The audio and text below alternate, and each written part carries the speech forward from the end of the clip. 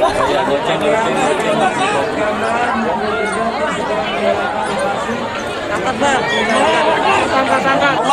Akbar.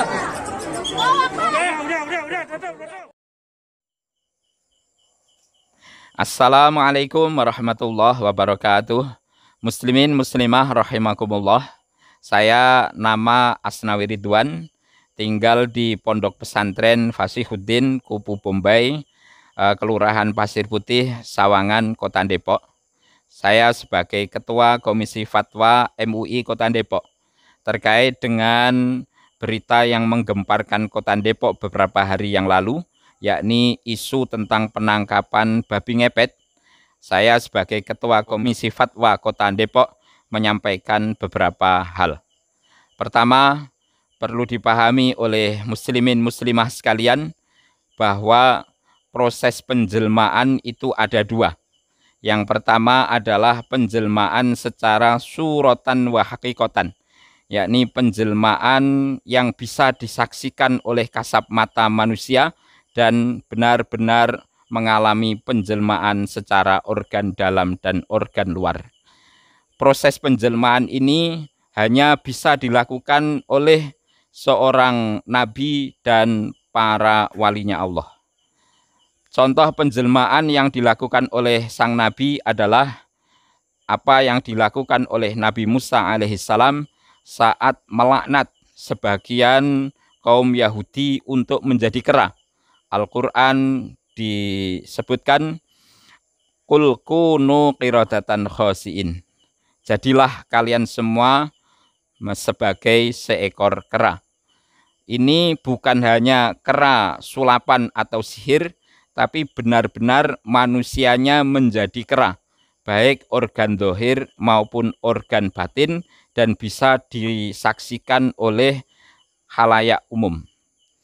Contoh lagi tentang penjelmaan ini adalah tentang bagaimana tongkatnya Nabi Musa alaihissalam berubah menjadi ular.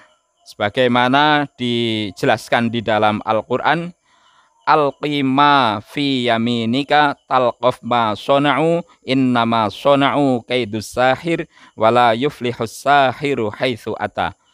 Allah memberikan perintah kepada Nabi Musa alaihissalam agar membuang tongkat yang ada di tangannya. Niscaya tongkat itu akan menelan apa yang dipertontonkan oleh para tukang sihirnya Fir'aun. Nah, perubahan tongkat menjadi seekor ular itu bukan sekedar fata morgana, tapi benar-benar menjadi ular, baik organ dohir, organ luar maupun organ dalamnya, dan bisa disaksikan oleh masyarakat yang menonton kala itu. Contoh lagi penjelmaan ini adalah tentang bagaimana Syekh Abdul Qadir Al-Waliyullah Qaddasallahu sirrah yang menjelmakan tulang-tulang dari ayam berubah menjadi ayam jantan yang hidup dan bisa berkokok sebagaimana layaknya ayam yang hidup. Ini bukan sihir, tapi benar-benar nyata tulang menjadi seekor ayam yang hidup. Pun pula contoh yang tertera di dalam manaqibnya Syekh Abdul Qadir Jilani adalah buah apel yang dijelmakan menjadi darah dan ulat. Ini bukan hanya sekedar sihir, tapi benar-benar berubah menjadi ulat dan darah. Bisa disaksikan dan bisa dibuktikan secara ilmu modern. Nah, kemudian contoh sihir yang hanya penjelmaan secara kasat mata tapi tidak merubah organ dalam adalah tongkat dari atau milik dari para pembantunya Fir'aun. Ternyata tongkat itu secara hakikat tidak berubah menjadi ular, namun hanya bisa disaksikan oleh masyarakat seakan-akan menjadi ular.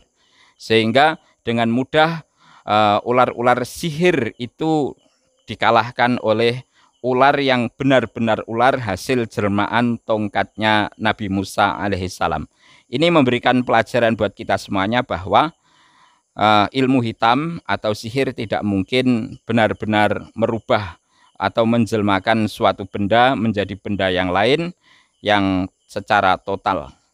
Pun pula berita tentang manusia yang menjelma jadi babi ngepet untuk bisa mencuri, jelas itu sebuah kebohongan, karena itu semuanya hanya sekedar sihir, dan sihir tidak mungkin berubah secara total. Maka kalau ada babi yang ditangkap, bisa dipastikan itu memang benar-benar babi, bukan hasil jelmaan dari sihir yang bisa mencuri uang. Itu bohong besar.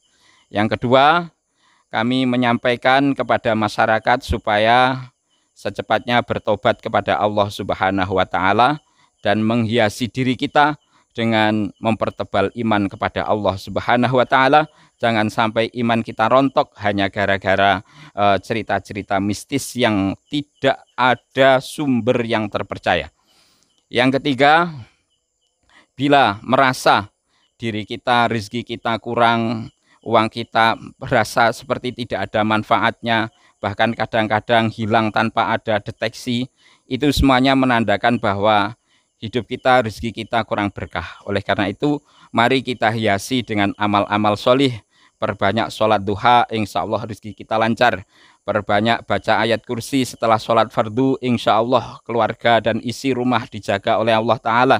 Perbanyak baca surat Al-Waqi'ah, insya Allah rezeki kita tambah berkah. Dan ikut thariqah, insya Allah hidup kita tambah berkah manfaat. Pun pula anak kita menjadi keturunan yang solih-solihah. Yang keempat, ini menandakan bahwa masyarakat kita sedang galau. Setelah mengalami pandemi yang begitu panjang, mereka mengalami keresahan yang luar biasa terkait dengan kestabilan ekonomi. Oleh karena itu saya mohon kepada pemerintah untuk lebih perhatian yang serius kepada masyarakat supaya ekonomi masyarakat ini bisa tertanggulangi. Jangan sampai terkena hadis Rasulullah, kadal faqru ayyakuna kufron. Fakir itu akan mendorong manusia untuk melakukan hal-hal yang tidak baik atau sampai menjadi kufur. Yang kelima, saya mohon kepada para asatidz untuk lebih giat lagi di dalam berdakwah, mendorong masyarakat untuk lebih giat dalam mengisi hidup dengan spiritual dan nilai-nilai kebaikan yang lain. Mudah-mudahan apa yang saya sampaikan manfaat, berkah. Wabillahi taufiq wal hidayah, waridha wal inayah. Wassalamualaikum warahmatullahi wabarakatuh.